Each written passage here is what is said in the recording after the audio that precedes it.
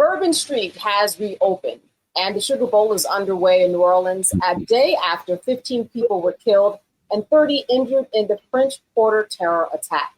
FBI officials say they believe Shamsuddin Jabbar acted alone when he barreled a pickup truck down the sidewalk of Bourbon Street, killing 17 people and injuring dozens before he died in a shootout with New Orleans police. To give us the latest, New Orleans City Councilman Eugene, who represents District D, he joins us here now. Thank you so much for being with us, Councilman. I'm pleased to be on Roland Martin Unfiltered, and I appreciate your hosting me on this evening to share information with the public. Absolutely. And why don't we start off with the latest? What is the latest information that you have? We certainly know a lot about the man who did this or allegedly did this, as we are looking at DNA, I understand. But tell me, what is the latest that you have? Well, the latest that we have is that the FBI has said that he acted alone. I think that one of the challenges that's going to exist for a long time is that no matter what, we're going to still ask ourselves, why? Why would you do something like this? When you attack Bourbon Street at 3:15 in the morning, you're attacking young people who are just enjoying themselves. You're taking on basically humankind, people who want to have a good time. Drove all the way from Houston to come and stay in a short-term rental to make bombs that he placed in a couple of spots. It's just going to always be a challenge to get to the bottom of it. But I will say this, my condolences to the persons who lost family members and to those who are injured. I certainly hope for their speedy recovery. I do want to say that we've had a great response from our community and the nation, a great outpouring of support and grief from the nation, a great response in terms of our local community sharing information with our law enforcement officials, sharing blood, for example. There was lines for the blood bank today. There's just a lot going on in the city. The terrorists did not succeed in doing anything. The game is happening right now. Bourbon Street opened today at noon, again, to, not so long after it was closed because of this tragedy. I mean, it's just a tragedy all around, but the city is responding. The city has recovered before from Hurricane Katrina, hit hard during the pandemic. We host a variety of events. You asked about security. We just hosted a massive Taylor Swift 3-day concert series. We host the Jazz Fest. We host Super Bowl often. This is our 11th Super Bowl that's taking place in February. Of course, there's the Mardi Gras, but then there's the Bayou Classic, the Essence Festival, and other events, Final Fours. So we as a city know how to host major events. We're going to continue to do what we can to keep our visitors and our residents safe at those events. But once again, on this day, my heart is heavy because people have lost family members. And to those who are watching, who are members of families where you've been victimized, I'm so sorry for your loss and my condolences, but we're moving in the right direction as a city. Yeah, and we do have names of some of the victims who have been positively identified. I want to make sure that we acknowledge these people. I know that certainly you are well adept at having big events with, thousands of people. Well, what can you tell people about maybe perhaps some extra precautions that you're taking in light of this, and in light of the fact that you are aware of the safety issues, but this happened? It's important to recognize that there is law enforcement in larger numbers in the city right now. It's unfortunate. We didn't contemplate that someone would run past and ride on the sidewalk with the purpose of trying to kill people.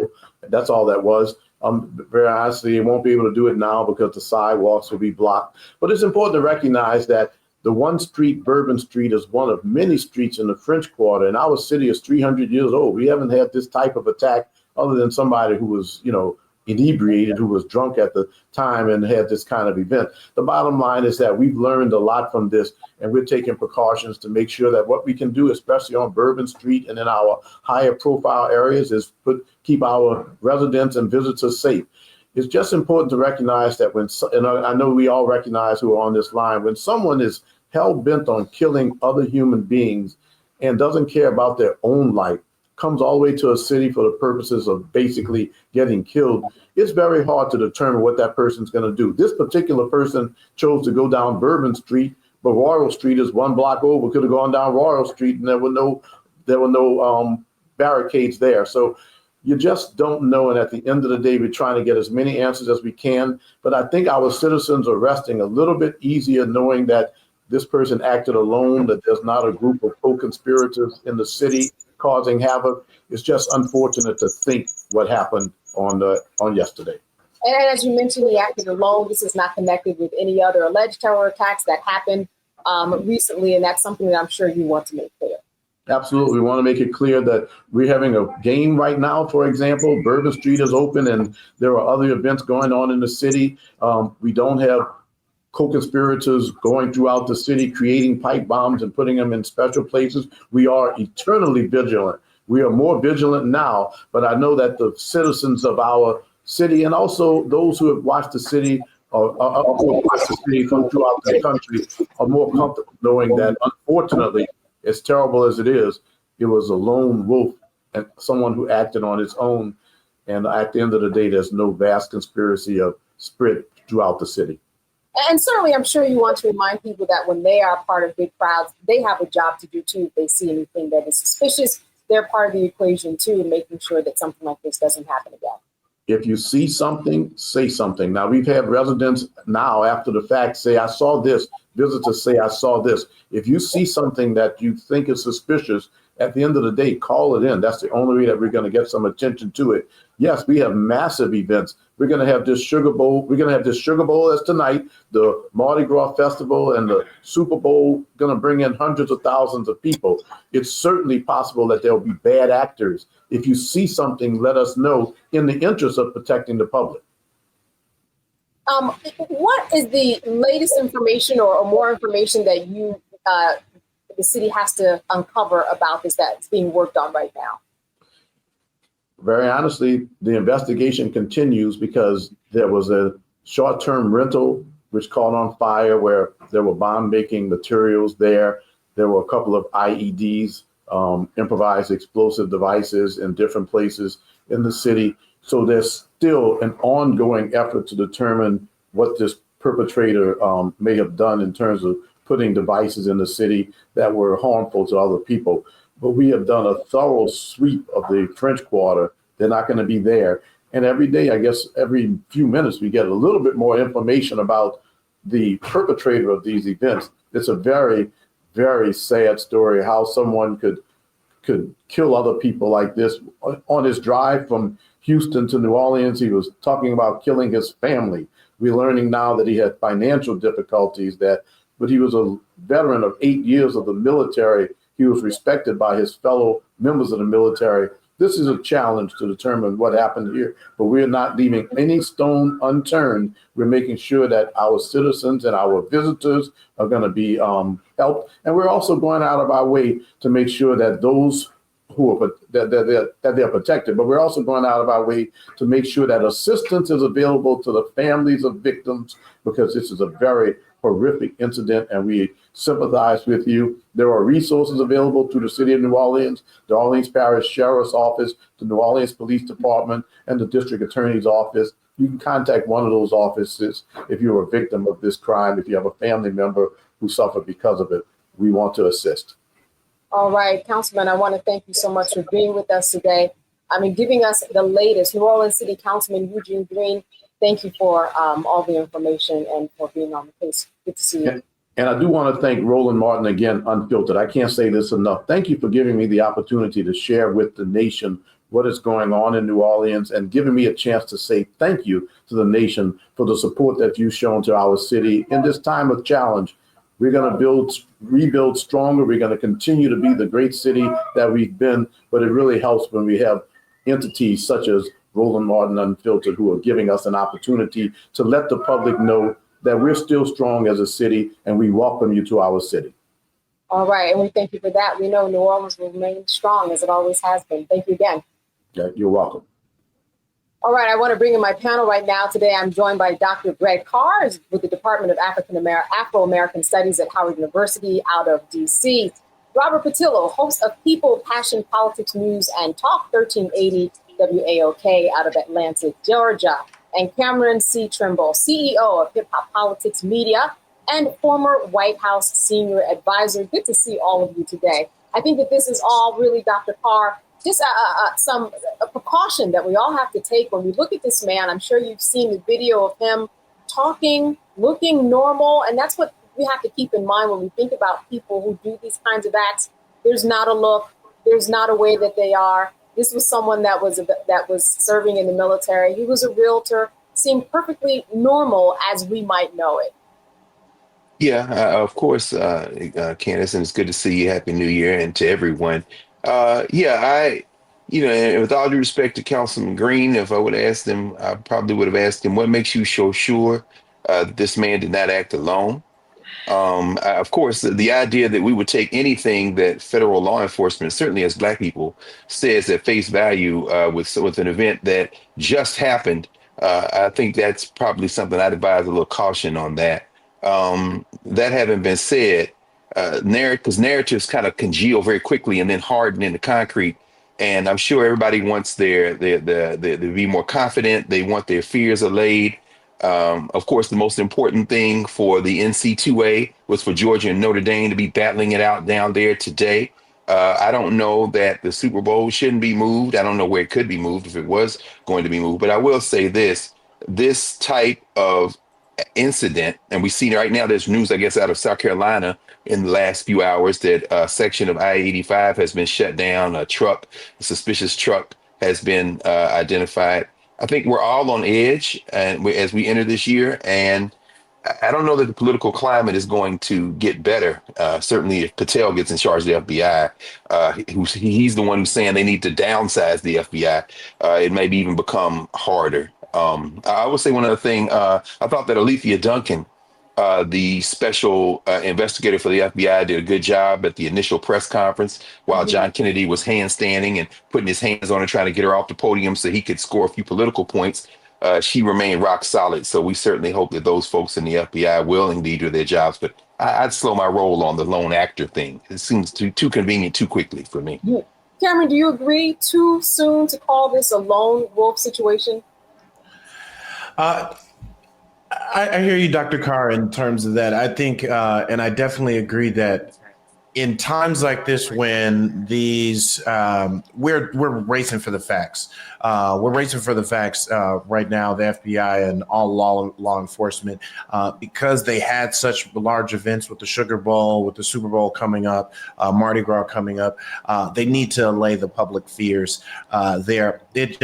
I think the radicalization that we have already started to see of this terrorist, which he was, and the information that has been coming out, he clearly was radicalized. They said as he pledged his allegiance to ISIS over the summer. So I think there's still so much investigation that they're going to have to do to see how that happened, how a person from our military here, American here, was able to be radicalized and who he was in contact with. So for them to be able to jump out and just say it was a lone wolf, I think that is also some just kind of to allay some of the fears of the public. But I think this speaks even more to the diligence that we have to have, that we do not know that, as you mentioned, Candace, there is no look. There is no necessarily specific profile of what a person like this who could go off the deep end and to be able to, this was a very coordinated attack. So we do have to respect and understand that where and how this could come, and to kick off a year like this. I just hope this does not lead to a slew of terrorist attacks, or and then also the massive gun violence, the mass shootings that unfortunately have plagued this country for so many years. It just sucks that such an iconic city like New Orleans would have to endure something like this. But I think with Dr. Carr that we should have some caution on this and wait for more investigation and facts to come out. Robert, I think one of the interesting takeaways is that we're talking about really dismantling the FBI potentially after January 20th. But it's the FBI here who was doing the work in order to make sure that we have gotten to where we are right now.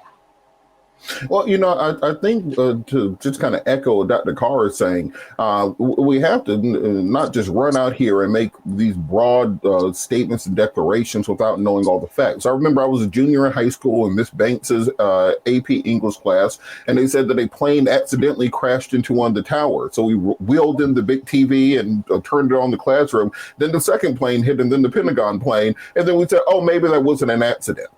And so when you get out there and make these broad proclamations, I think often we find out that they may have been in error. So we should take some caution in these statements before encouraging people to go back out and start celebrating the next football game or the next festival to put money into the city's economy. Let's make sure about these things first. Let's talk about the things that we know. We know that this attack happened, but we also know this individual, quote unquote, pledged his allegiance to ISIS. So is he a lone wolf or is he a member of ISIS?